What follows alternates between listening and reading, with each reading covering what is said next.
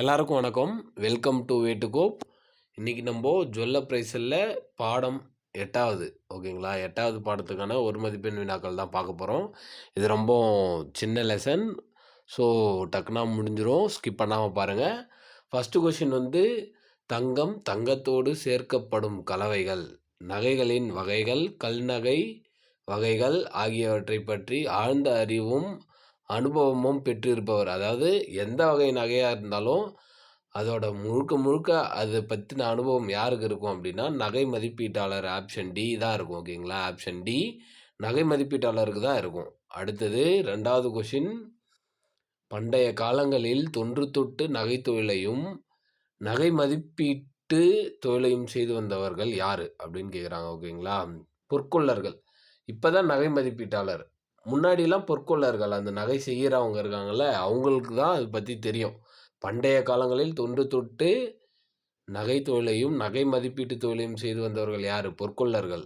2வது கொஷினுக்கு option B தான் ஆன்சர். 3வது கொஷின், நகை மதிப்பீட்டாளர் டேஷ் மேற்பார்வையிலும் அவரின் அதிகாரத்திற்குட்பட்டும் பணியாற்ற வேண்டும். அவர் யாரு கீழே பணியாற்றணும் அப்படின்னா வங்கியோட மேலாளர் ஓகேங்களா. வங்கியோட மேலாளர் கீழே தான் அவர் வேலை செய்யணும். அடுத்தது 4வது கொஷின், மேலாளர் கையெழுத்துடன் வாடிக்கையாளருக்கு வழங்கப்பட்ட விண்ணப்பத்தை பெற்று அவை சரியாக பூர்த்தி செய்யப்பட்டுள்ளதா என்பதை சரிபார்க்கப்படுவது யார் கடமை மற்றும் பொறுப்பாகும்? ஆப்ஷன் ஏ நகை மதிப்பீட்டாளர் ஓகேங்களா.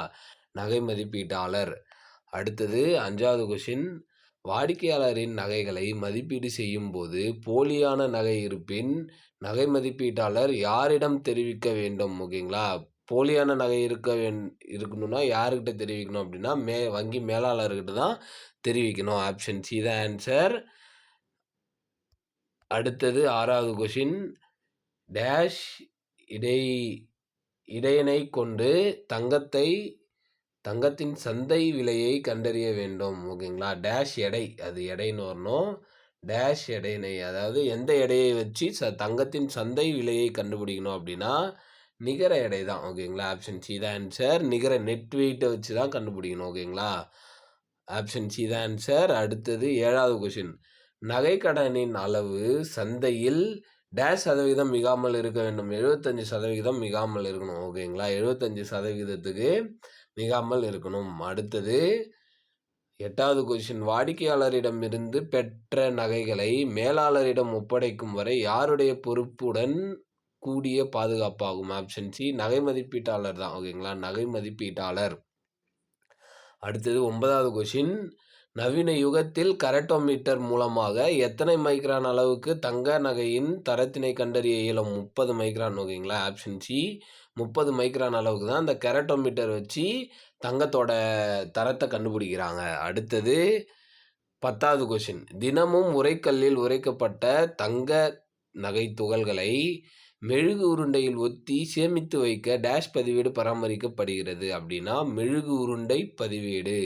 மெழுகு உருண்டை பதிவேடு. தினமும் உரைக்கல்லில் உரைக்கப்பட்ட நகைத்துகள்களை மெழுகு உருண்டையில் ஒத்தி சேமித்து வைக்க டேஷ் பதிவேடு பராமரிக்கப்படுகிறது அப்படின்னா மெழுகு உருண்டை பதிவேடு.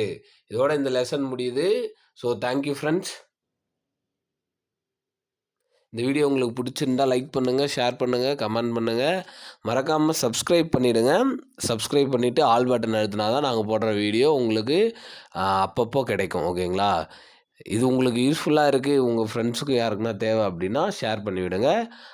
ரொம்ப thank you friends. All the best for your examinations.